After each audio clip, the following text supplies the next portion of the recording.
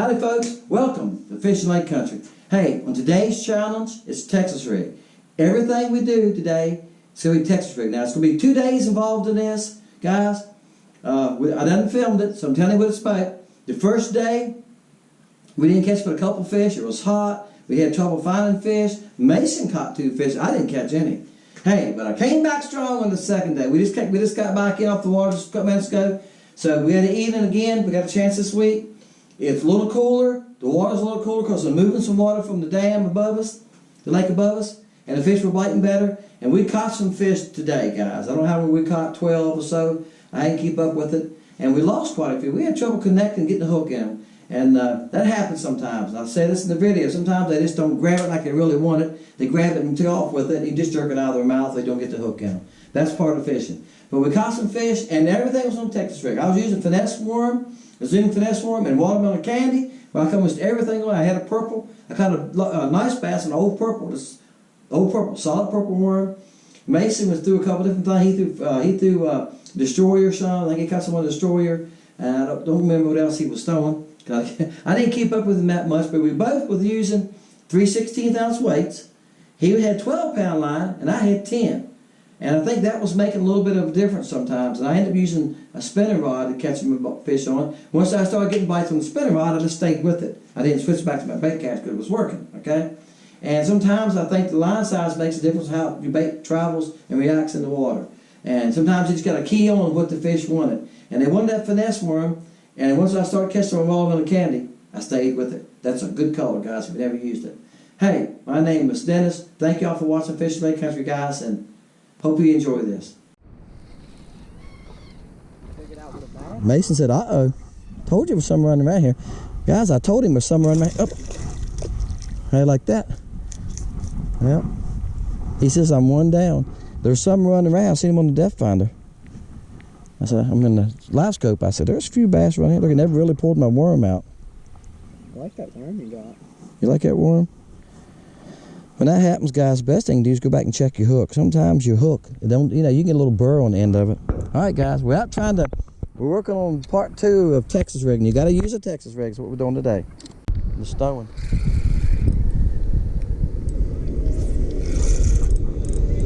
Wow. Feels like a catfish. No, it's a nice bass. He was wallering like a catfish. You see, look, he was doing circles. He thought he could do a circle and get off, I reckon. Bam! Mason got him. Well, guys, we might not have many fish in this video. We're going to have a nice one. What do you think of that, sir? I think that's a hunk, isn't he? It's about 4 pounds. Bubba, bubba, bubba. Bam! That's what I'm talking about, guys. On the plain old purple worm, guys. Simple old purple worm. Yeah, he ain't that heavy. He's 3 something. He's gonna be in the 3s. You got it on? Yeah, hit the on button. Right, we're gonna see what he weighs, guys. There we go. He's a hunky fellow.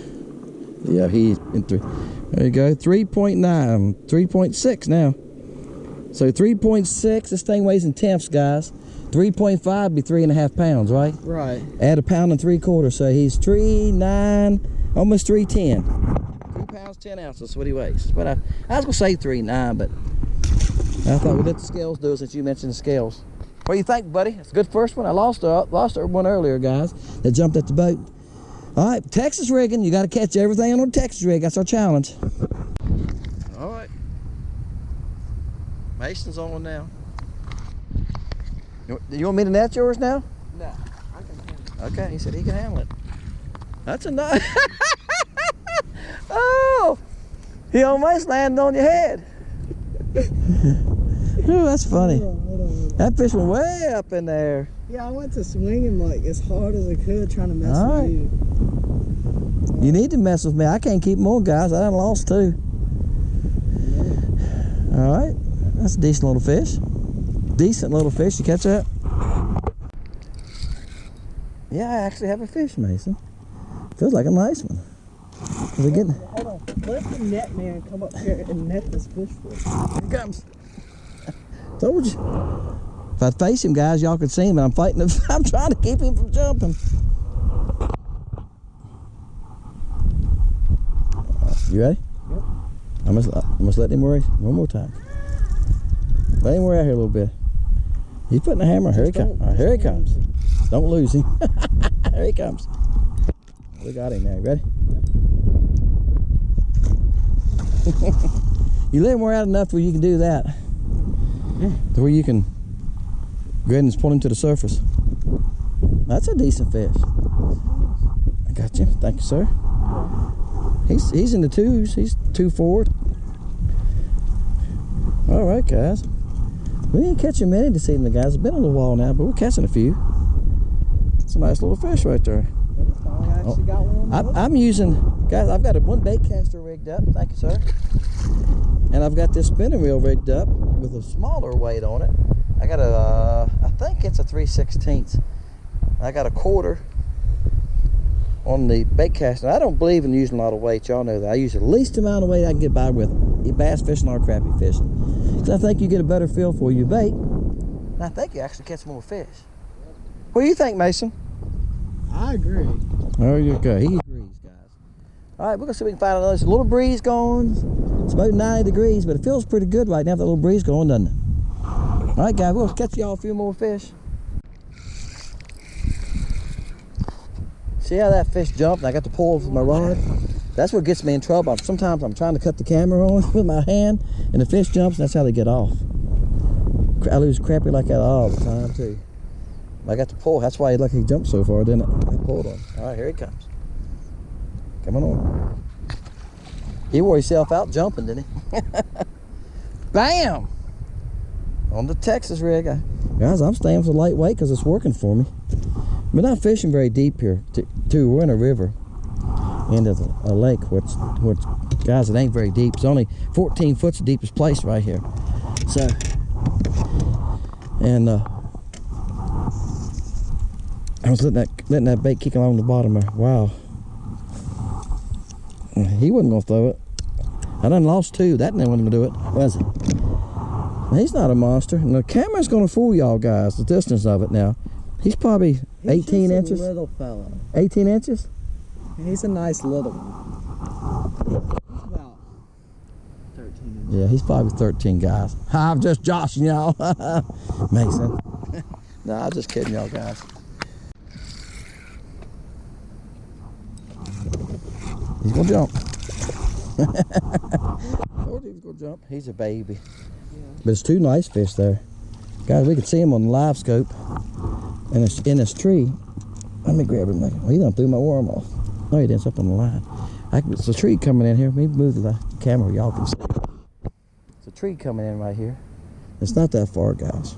There's why you net him. Look here. Fell out on the boat. He is a baby, guys. He's about 10, maybe 11, if we stretch him. Nah, he's probably 11. But, I think it's more 10. you think it's more than 10? Yeah, he ain't very big. Let me see if I can find this. I don't know if I can show you all this. Okay. Can y'all? These dark spots right here, guys, are fish. I'm moving my scope over here. There's 1, 2, about 3 of them there. And a couple of them swam out a little bit ago. Was swimming out in front of the tree. That's why I was pitching to the front of the tree. But Mason and I was just talking about that. He said it's nice that you can take the live scope like that and spot a fish and throw at it. Now, when they're on the bottom, they are much harder to see. They look like little mushrooms or little tombstones bouncing around the bottom. But if you keep watching them, you can see that they're moving. And sometimes they'll get in a spot where you can see the whole body and stuff. But when a bass is kicking along the bottom, he's much harder to see. All right, Mason's turn, guys. I done lost 2 in a row. So he's gonna get his in, good. I don't know why I'm losing them, but it don't matter. You're gonna lose them, they're gonna get them all. I've lost too many fish this season. I've lost 4. And I've set the hook hard, but we're fishing deeper now, and then sometimes they just don't grab it. They grab the back of the worm or the, yep, that's a decent little 12, 13 incher. All right. Yeah, I set the hook hard. I'm getting tired of losing them. Like I said, I done lost 4 today. And now we're fishing deeper. I can get a little rougher on the hook set, but I only have a 10-pound test on this rod, and that's why I'm using a lighter rod, because it's working better for me and getting the bite. I got a little finesse thing going on. I got finesse bass worm on it. Can you handle him? I don't think I can handle him. I think I need your help. Bam! We got him now, though. We got that one. All right, guys. I got it. I just cut my hook off, guys, when that happens.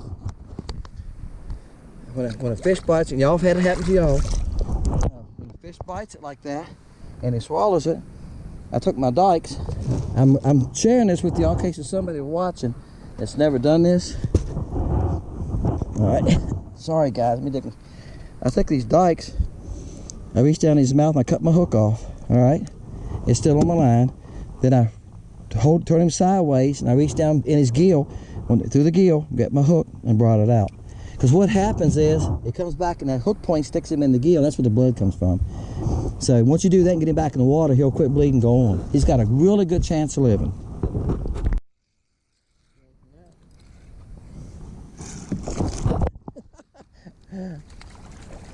He mean, ain't he? I don't care as long as he don't jump and get off. I done had too many get off today. They're hard enough to catch, guys, to have them get off. Have them jump and get off. There you go. Thank you, sir. What do you think about that net? I think that was a net job. I think net man's gonna be A little bit jealous? He gonna be jealous of you. I see the hook in the lip that time. And you know what? As soon as I felt him, I set the hook. I don't wait. I know people talk about counting to 3 and all stuff. I don't. When I feel the bite, I set the hook. And maybe that's why I lose a couple once in a while, but I don't like him swallowing it. I give him about one. So he's hooked where he should be. After I feel him, I give him a split second to grab it, and then I go on with it. He threw my worm off. I'm using Zoom finesse worm, guys, right now until we get our mold in. It's supposed to be on its way. That's a nice fish. He's probably 13 and a half. If it was longer and had a little more. Let's see what he is. He'd be a solid bag. Yes, he's solid. I can put his lip on him. Okay, he's 15 inches, guys. Here's 16. He's 15 inches. That's good tournament fish right there. You get a bag of those, you got a bag. All right, Mason had a bite and messed him. All right, guys, we're getting a few bites. It's that time of evening, too. It's 7:30. That helps a lot. Work that bait slow. You see how slow I'm working my bait? I've made one cast, you're 3. And that's the thing. If you're worm fishing, you don't get in no hurry with it.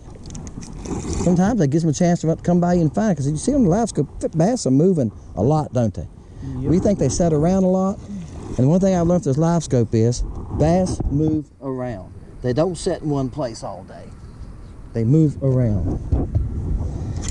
So if I can share anything with anybody, Mason and I are just talking about the movement of these fish and catching them. We're out here in deep water, guys. Now we done moved out to 18, 20 foot. And what we're seeing on the livescope is you see a fish once in a while. And we're seeing fish we're not catching, but when we see fish, he's always moving. He's going this way, he's going that way. And they're feeding, they're swimming around hunting for something to eat. That's what they're doing. So you got to be patient. If you're moving your bait too fast, you might have threw it out there where he was and moved before he had a chance to come back. They seem like they kick around in areas. It's areas that they want to protect, or that's a nice fish, or feed in. And they just go around in a circle. As you can see, we got the live scope over here watching it. And every now and then you see one. Let me get this fish back and I'll show you what I'm talking about. That's a nice fish there too, buddy. He's about 16. All right. Mason's gonna move the handle there. All right, Mason, make a circle. There's the handle. Can y'all see? Holler if you can see. We don't see a fish now. All right, to the right might have been on one. Right there's one. Whoa, stop. Right dead center. There's a limb sticking up there. See that little spot dead center right there? Right here. Guys, that's a fish right there. I stopped the scope. Right here's a fish. See a little spot? That's all you're looking for. That's all you need. That's what they look like sometimes when they're running along the bottom. And we're casting at that, or casting above that, when we see that and work it down to it. But they don't stay there. You'll see that spot. We'll sit there and watch a little bit and disappear. Well, the bottom's rough, right? So they might be moving behind rocks and whatever's on the bottom. But they don't sit in one little spot the whole time. So when you get your bait going too fast, you might pull it past an area that's none. And if you just sit there for a few seconds, he might make a circle around the stump, the rock, come back and go, hey, there's an easy meal. Right, Mason? He said he reckons. Oh boy. He's taking you for a ride. Oh, I done ran out of the boat, so I got to stop. He done took drag a couple times. I don't think he's that big. Yeah, he's just fighting. I think he thinks he's that big. That's what you gotta love. Some of these fish just fight. See if we keep him jumping. Wow. I'm trying to keep him jumping. I'm holding the rod down, so pulling him down. Here he comes, Mason. Wham! That's what you call a net man. Tell net man, man. I know it. Guys, we got a friend that he loves netting your fish and he's good at it. We call him Net Man. Oh, got the hook in my finger. Did you hit my thumb? Yep. Mason's trying to compete with him today. Like, guys, that's a nice one. Look how fat he is. He gave me a fight now, didn't he? That's a nice bass there too, Mason. He ain't 3 pounds, but he's pushing 3 pounds, isn't he? Yeah, he's How about 2 7/8? 2 7/8. What do you think of that, guys? Is that a nice one? Mason said he was 2 7/8. Got the hook out of him. Mason's good, I guess. Guys, I'm using green pumpkin. If y'all asked, green pumpkin candy, which is one of my favorite colors. Look how thick he is in his back. He got some shoulders. Imagine if all fish were that thick. Yeah, he's thick. And then He's you add healthy. some length to that, and you keep that thickness. Oh, he's gonna be an 8, 9 pounder one of these days when he grows up. All right, buddy, you're gonna be a big one of these days. You nice. See ya. Thank you for the ride, buddy. All right, Mason's on now. Woo! Oh! That was a nice fish. It was. I was trying to film it all, get it all live action there, and she got off. That's okay. All right, folks, we heading in. We had a good eating and fishing. I don't know how many bass we caught. I'm gonna guess 10, 12, something like that. Had a good eating. Texas rigging. Don't forget about the Texas rig. A lot of people today with shaky heads and everything else don't Texas rig anymore. So these challenges, we can only fish with one style of bait or whatever, and today was, or one technique, and today was the Texas rig. We caught some nice fish. We caught quite a few fish. Mostly, I caught most of mine on 8-pound test on a spinning rod, guys, with a 3/16 ounce weight, 1/0 hook. Mason was using a bait caster most time. He said he had a 1/4 ounce in the area. Yeah, I had a 3/16 with 12-pound Berkeley big game try. He was using 3/16 also. And we was just talking about that. Him using a heavier line might be what was causing the difference in the bite. I got a few more bites than he did. Sometimes it's the weight size, sometimes the line size, sometimes the size of the bait can get you more bites. Sometimes you got to figure it out. And I said it was pumpkin candy in the video. It was watermelon candy. He corrected me. He said, hey, that's my favorite color. It's watermelon candy. And he's right. I got the bag out and looked. Watermelon candy and pumpkin candy, green pumpkin candy, are 2 good colors on this lake. We have just a little color to the water. Guys, fishing lake country. Thank you for watching. See us next time. See ya.